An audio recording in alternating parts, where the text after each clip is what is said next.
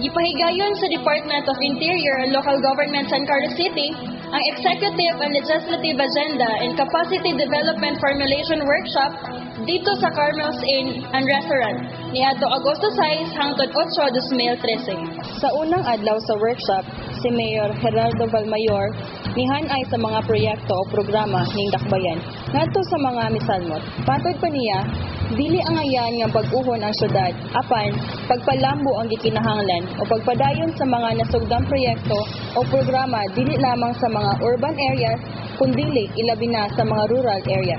As your mayor has term 2010, actually we did not have an ELA. That's what we're having now. But we continued on the programs and projects that were started in the previous administrations. As I always have mentioned, that San Carlos does need change, but we will continue. We will sustain the development and progress of the city. But of course, as time goes by, we also have to revisit our ELA, our programs, our different projects, so that will be also abreast with the times.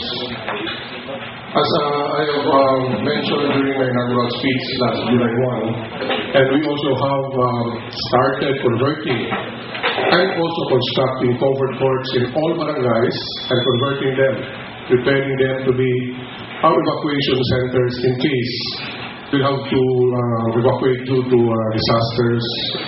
And of course, this is also our program, the disaster preparedness. Si J. Dignadice, Local Government Operation Officer 4, ni Asoy nga ang maong workshop nagsilbing roadmap for suitable development sa mga opisyales. Nanginaot usab si Dignadice nga masabtan pag-ayo sa mga misalmot ang Executive and Legislative Agenda and Capacity Development ug unsaon kining pag-formulate human sa tulo ka adlaw nga workshop. So this training is of course for you to formulate your executive and legislative agenda along with your capacity development agenda or your CAPDEP agenda.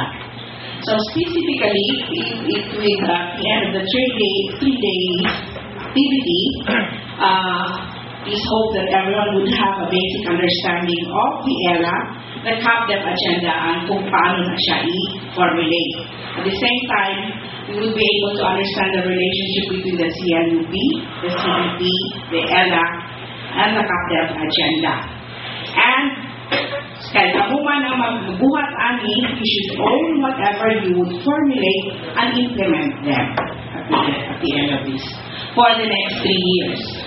Sa laing bahin, kauban ni Dignadice si Maria Corazon Romero, LGOO sa Cadiz City nga ning facilitate o coach sa mga mosalmot. Ang mga nisalmot sa workshop mo ang mga opisyales sa syudad, punong barangays ug department head sa laing-laing nga buhatan. Ang ELA and CAPDEP Formulation Agenda magsilbi nga giya sa mga opisyales ning dakbayan aron makabot ang mga katuyuan pinaagi sa mga programa, proyekto o kalihukan subay sa ilang vision o mission.